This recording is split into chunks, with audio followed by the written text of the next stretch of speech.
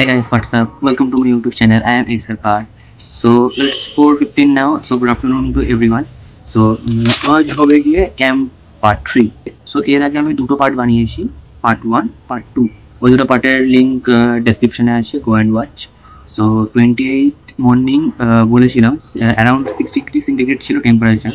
Usually সবাই late উঠেছে, around 6 or 6:30 উঠে ফার্স্টে বেড ক্যাম্পে রিটার্ন হয়, দিয়ে বেড টি অ্যান্ড তারপরে রোজকার মতনই ফিজিক্যাল ফিটনেস যেটা আর কি পিটি, ওইগুলো হয়ে যাওয়ার পর টেন্টগুলোকে আবার মিনাইটমেন্টটা স্পট থেকে নিয়ে আসা হয় বেস ক্যাম্পে। তো ওগুলোকে আবার পিচ করা হয় ওখানে। 28 মেনলি আমাদের ছিল রক ক্লাইম্বিং, যেটা আমাদের বৃষ্টির জন্য ডিউ ছিল, যেটা আগে হওয়ার কথা ছিল। তো শিডিউল চেঞ্জের আগে আমাদের রক ক্লাইম্বিং নিয়ে বলে দেওয়া হয়েছিল বিভিন্ন রকমের নোটস অ্যান্ড রক ক্লাইম্বিং এর জন্য কী কী ইনস্ট্রুমেন্টস তেনা যা হয়। সো ওই নাইট ট্রেকিং যেখানে হয়েছিল তার পাশ দিয়েই রিভার সাইড দিয়ে তো রক ক্লাইম্বিং এর স্পট ছিল। সো ব্রেকফাস্ট কমপ্লিট করে নিয়ে আমরা সবাই রোপ ওয়াইজ লাইন করে রক ক্লাইম্বিং এর দিকে যাই। স্পটে পৌঁছানোর পর ঋষিদা আমাদেরকে রক ক্লাইম্বিং এর 10টা গোল্ডেন রুল শেখান। আবার হোল্ড খুঁজতে হবে আমাকে বাঁ হাতটাকে ইউজ করার জন্য, পাচ্ছি না, ঠিক আছে? তখন আমি এখানে একটা প্রেসার হোল্ড ইউজ করলাম, পাম্পটাকে ইউজ করলাম, বডি আবার লিফট হয়ে গেল, আবার এই লিম্বটা খালি হয়ে গেল। এখানে আবার একটা প্রেসার হোল্ড আমি ইউজ করতে পারি। জাস্ট নিজের বডি ব্যালেন্স করলাম, ডান হাতে হোল্ড, আমি সার্চিং ফর দ্য হোল্ড। এখানে দেখ একটা সাইড কাট হোল্ড আছে, বা আমি এটাকে ইউজ করতে পারি, যার ছোটো হাত সে এটাকে ইউজ করতে পারে। আমি ছোটো স্টেপই নেব, এটাকে ইউজ করলাম, ঠিক আছে? বডি আবার মুভ হলো, একটা হাত ফ্রি হয়ে গেল, এটা ফ্রি হয়ে গেল। এটা যখন ফ্রি হয়ে গেল, আমি তখন এখানে আর একটা পিঞ্চ হোল্ড পেয়েছি, এটা মুভ হলো, ঠিক আছে? এটা আবার ফ্রি হয়ে গেল। ঠিক ওপরে একটা খুব সুন্দর হোল্ড আছে, আমি এটাকে ক্লিন করলাম, চেক করলাম, মুভ করলাম, ঠিক আছে? ঠিক আছে, এই পাটা এবার আমাকে তুলতে হবে হোল্ডের জন্য।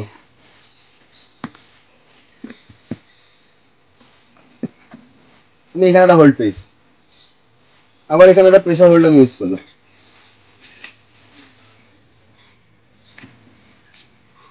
এসে গেল। আবার এখানে সেম ওয়েতে পৌঁছে গেলাম, বোঝা গেছে? ঠিক আছে, ফেস 1, এরপরে এখানে আছে ফেস 2, ঠিক আছে? স্ট্রেট যদি আমি ক্লাইম্ব করি একটা জায়গা অবধি যেতে পারবো, তারপর আমাকে ওটাকে ট্রাভার্স করে সাইডে গিয়ে আবার একটা রুট ওপেন করতে হবে, ঠিক আছে? ইন দ্যাট কেস ধরে নিলাম আমি এটা একটা জায়গা আছে যেখান থেকে আমাকে ট্রাভার্স করতে হবে।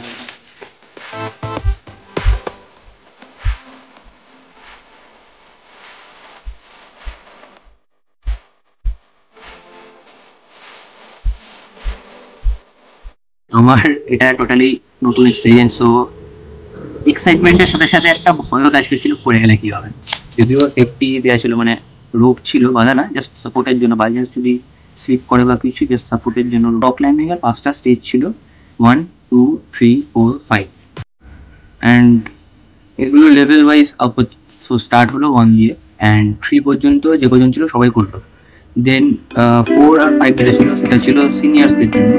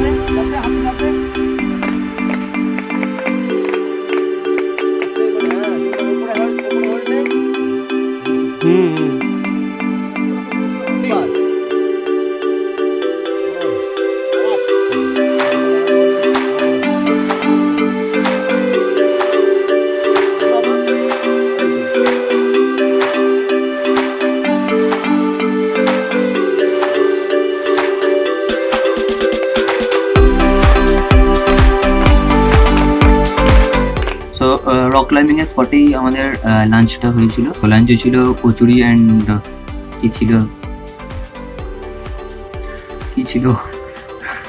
ভুলে গেছি কি ছিল, ফুলকপি বা আলুর দম কিছু একটা ছিল সামথিং, মেবি ওরকম সামথিং।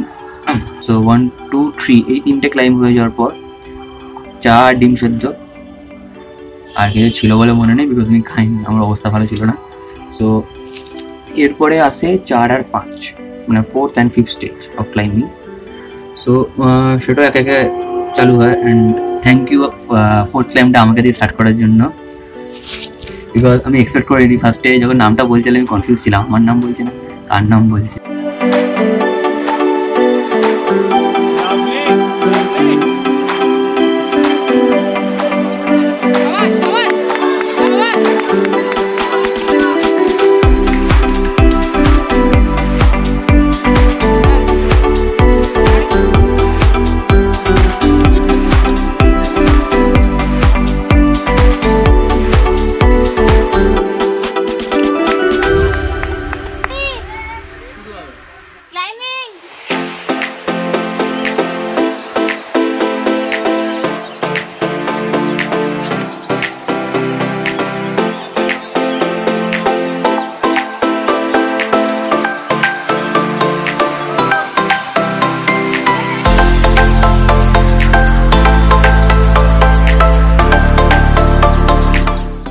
ক্লাইম্ব আর 5th ক্লাইম্ব হতে হতেই লাঞ্চ হয়। তো লাঞ্চ ফাঞ্চ হয়ে যাওয়ার পর টোটাল গ্রুপে 75% বেস ক্যাম্পে ফিরে আসে। অ্যান্ড তার মধ্যে আমিও ছিলাম, বিকজ আমার একটা ইমার্জেন্সি সিচুয়েশন হয়ে গেছিল, যার জন্য আমি থাকিনি, 5th ক্লাইম্ব করার সুযোগটাও পাইনি।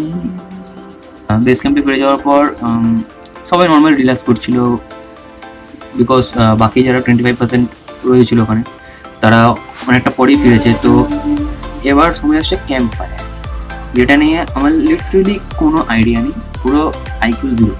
ক্যাম্প ফায়ারে আমি যেটা প্রথমে আগে শুনেছিলাম, master of ceremony mister of ceremony একটা ব্যাপার থাকে, কী বেসিসে হয় আমি এটা জানি না, বাট ওদেরকে ওই রাতের জন্য, মানে ক্যাম্প ফায়ারের নাইটের জন্য যে হুইসেলটা হয় মেনলি স্যার ম্যামের কাছে থাকে, ওইটা দিয়ে দেওয়া হয়, বিকজ তখন দায়িত্বটা ওদের হুইসেলের ওপরই পুরো ক্যাম্পটা চলবে। মানে আমি যতটা এখনও পর্যন্ত বুঝেছি, এখন পুরো ক্যাম্পের দায়িত্ব থাকে না ক্যাম্প ফায়ারের দায়িত্ব, আমি স্টিল যাই না। অবাক হয়েছিলাম যে ফার্স্টবারই ক্যাম্প ফায়ারের মাস্টার অফ দ্য সেরেমনি বানিয়ে দিয়েছিল আমাকে, and mister of the ceremony হয়েছিল লিসাদি। এটা নয় যে ফার্স্টবারেই হয়ে গেছি, এর আগেও অনেকেই হয়েছে ফার্স্টবার অ্যাটেন্ড করেছি, বাট মানে আমার মানে কী বলো, আমার নিজের থেকে একটা অবাক লেগেছিলো যে আমি পারবো করতে, কিছু জানি তো না কী করে করবো। মানে সবাই যেরকম ফিল করা ছিল যেন এটা খুবই অনারেবল একটা ব্যাপার, বাট আমার তখন মাথায় ঘুরছিল আমি কেন এতজন লোক রয়েছে, আমি কেন। ফার্স্টেই যে দায়িত্বগুলো পড়লো সেগুলো হচ্ছে ক্যাম্প ফায়ারের সব কে কী পারফর্ম করবে সেগুলো এক জায়গায় এনলিস্ট করা, প্রত্যেক স্যার ম্যাম এবং রেসপেক্টেড এল্ডার্সদের ইনভাইট করা। তো সেগুলো সব প্ল্যান করে স্ক্রিপ্ট লিখে করা হলো, আমি আর লিসাদি করলাম। মেন ম্যাক্সিমাম তো লিসাদি করছিলাম, আমি জাস্ট কী বলবো সাইডে ঘুরছিলাম। তো কোনোভাবে তাড়াহুড়ো করে ক্যাম্প ফায়ার চালু করলাম, বাকি স্যার ম্যামেরাও অনেক হেল্প করলেন। তো স্টার্টিংয়ে কী হয়েছিল, 4টে দিক, পূর্ব পশ্চিম উত্তর দক্ষিণ, এই 4টে দিকের 4টে কবিতা আছে, চারদিক দিয়ে 4 জনের এন্ট্রি হবে এবং 4টে বাচ্চাটা বলতে ঢুকবে হাতে মশাল নিয়ে। মেইন যে ক্যাম্প ফায়ার মানে মাঝখানে যেটা রয়েছে একদম সেন্টারে, সেখানটা ওই 4 জন একসাথে ফায়ার হবে, দিয়ে স্টার্ট হবে ক্যাম্প ফায়ার।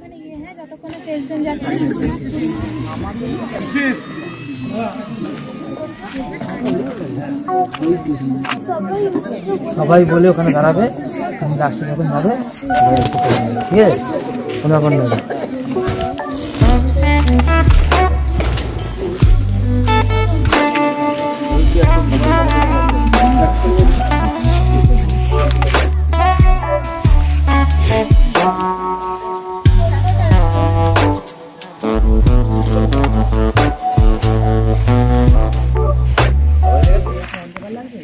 তো ওটা হওয়ার পর ত্রিশিত একটা স্পিচ দিলেন। গত 4 দিন আমরা সর্ট অফ ডিসিপ্লিনের মধ্যে ছিলাম, ক্যাম্পের অ্যাক্টিভিটিসের মধ্যে ছিলাম, এখনও আমরা সেই বেসিক ডিসিপ্লিনগুলো সেই জায়গাতে রাখবো, কিন্তু আজকে একটু অন্যরকমভাবে আমরা ক্যাম্পটাকে এনজয়, মানে বাকি যে সময়টা আমাদের হাতে আছে, আমরা কালকে 10:30টার মধ্যে এখান থেকে বেরিয়ে যাব। তো অদ্বৈ শেষ রজনী, এই সময়টা আমরা নিজেদের মতো করে এনজয় করব, যে উচিত শালীনতা এবং যেটা বললাম বারবারই বেসিক ডিসিপ্লিনটাকে বজায় রেখে অবশ্যই নিজেদের মতো করে আনন্দ আমরা করব, কোনো বাধা নেই তাতে। যে যেমন ইচ্ছে এবং অ্যাক্টিভলি পার্টিসিপেশন এর মধ্যে থাকবে, সেটাই হচ্ছে কাম।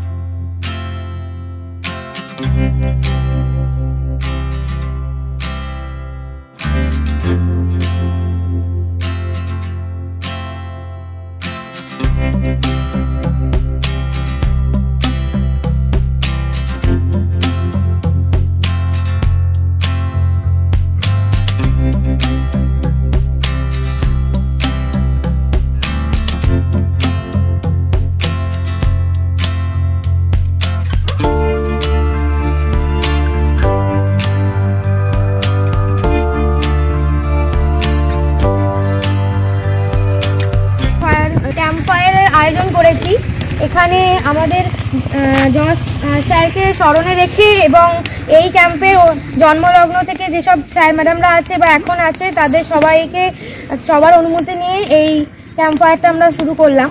তো এখানে সব ছোট ছোট বাচ্চা এবং বড় সবাইকে নিয়েই নাচ, গান, আবৃত্তি, নাটক এসবের একটা কালচারাল প্রোগ্রাম অর্গানাইজ করা হয়েছে।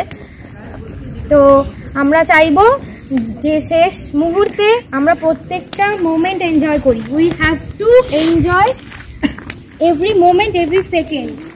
আমরা জানি যে আমাদের আজকে এটা শেষ মুহূর্ত প্রায়, তো সবারই কম বেশি দুঃখ মনে আছে, সবারই একটু কষ্ট আছে। তো আমরা সবাই চেষ্টা করব সবাই মিলেমিশে যেন এই মুহূর্তটাকে উপভোগ করে উঠি। আমরা আমাদের ক্যাম্প ফায়ারের অনুষ্ঠানটাকে এগিয়ে নিয়ে যাব।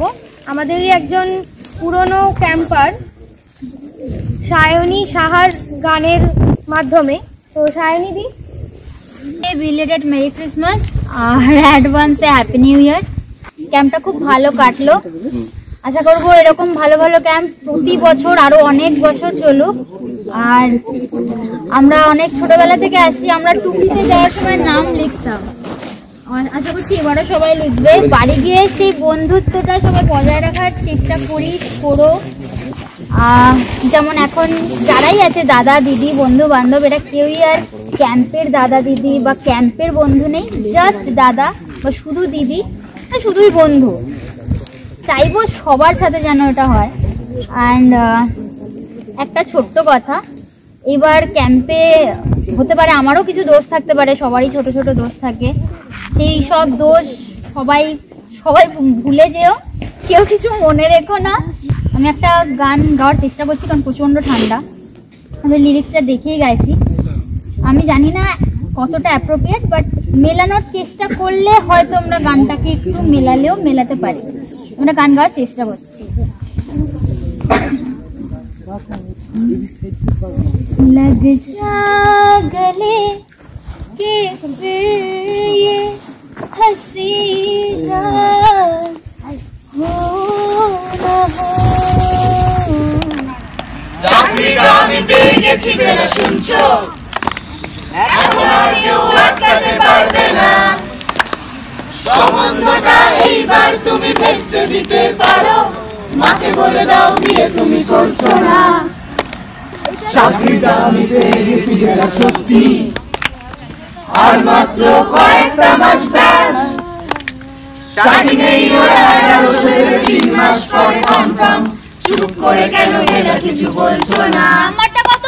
এটা কি 2441139? বেবস তুমি পাচ্ছো কি শুনতে?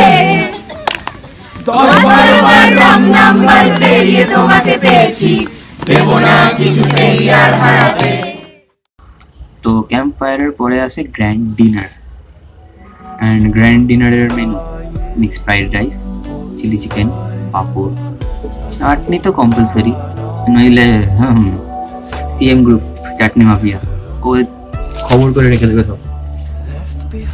সো গ্র্যান্ড ডিনার হয়ে যাওয়ার পর মানে কি বলবো, সবারই এমন একটা সিচুয়েশন, ইমোশনাল মুমেন্ট যে লাস্ট এনজয় হচ্ছে, এটা মন থেকে সবাই স্যাড। তো কারোরই সেরকম খাওয়ার মুড নেই। মানে আমার নিজের প্রথমবার, বাট ফিল করছিলাম এটা কেমন লাগছে ভেতর থেকে, ঠিক ভাবছে না। পাশে প্রণীত ছিল, সেও একদম সেম একই কথাই বললো। বাকি আদার্সরা তো দেখতেই পাচ্ছিল, মানে ক্যাম্প ফায়ারের মাঝখানেই কেঁদে, মানে বুঝতে পারছি ফিলিংস, ইমোশনস। আমার প্রথমবার বলে হয়তো অতটা লাগেনি, বাট এদের তো অনেক বছর এক্সপিরিয়েন্স, অনেক বছর ধরে জড়িয়ে আছে। তো জানি না ওদের মানে ক্যাম্প ফায়ারের যে মর্যাদাটা, ওটা আমি রাখতে পেরেছি কি পারিনি। যদি কোথাও ভুল হয়ে থাকে ওটার জন্য আমি দুঃখিত, আমাকে প্লিজ ক্ষমা করে দেবেন। তো গ্র্যান্ড ডিনার হয়ে যাওয়ার পর মানে তখন হুইসেল আবার স্যারদের কাছে হ্যান্ড ওভার করে দিয়েছি। তো তারপর স্লিপিং অ্যারেঞ্জমেন্ট হলো। স্লিপিং অ্যারেঞ্জমেন্টে আমাকে আমার রুম পড়েছিল, অ্যান্ড লাস্ট দিন অবভিয়াসলি সবাই রুমই চাই, বিকজ রুমের মধ্যে একটা আলাদা লাস্ট বাওয়াল। তো তারপরে রুমের মধ্যে শুরু হলো বাওয়াল। সে বাওয়ালটা অন্য লেভেলে, ফ্রেম ছাড়িয়ে বেরিয়ে যাবে। তো সকালে উঠেই তো ব্রেকফাস্ট হয়ে যাওয়ার পর সবাইকে রোপ ওয়াইজ ইন্ডিভিজুয়ালি কাজ দেওয়া হয়েছিল।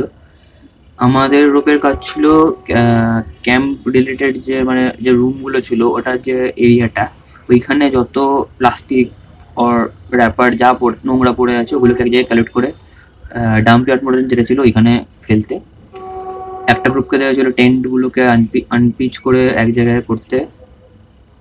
আরও ডিফারেন্ট একজনকে বলেছিল কিচেন বা অফিস রুম যেটা ছিল ওই এরিয়াটা ক্লিন করতে। সো ডিফারেন্ট পাবলিকের ডিফারেন্ট ওয়ার্ক ছিল। তো সবাই সেটা পারফেক্টলি করেছে। কতটা পারফেক্টলি করেছে ওটা ইতিহাসই থাকুক। সমস্ত রুম ফাঁকা করে পরিষ্কার করে দেওয়া হলো, দিয়ে ব্যাগগুলো বাসের ওপর দিয়ে, বাকি বাওয়াল তো বাসে হয়েছে। ফার্স্টে ছিল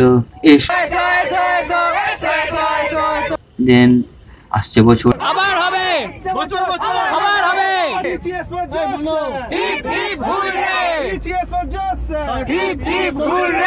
সো এখানেই ক্যাম্প ডাই শেষ। Part 1, part 2, part 3, 25 to 29। দেন তারপর আমার শুরু হলো 30 থেকে ডেলি কলেজ লাইফ। সো ভিডিওটা ভালো লাগলে লাইক করবেন, যদি আরও ভালো লাগে তো শেয়ার করবেন, অ্যান্ড যদি খুবই ভালো লেগে থাকে দেন একটা কমেন্ট বক্সে তো একটা কিছু কমেন্ট আশা করতেই পারি। So thank you for watching and giving me your crucial time. So go wander, explore whatever you want. Bye.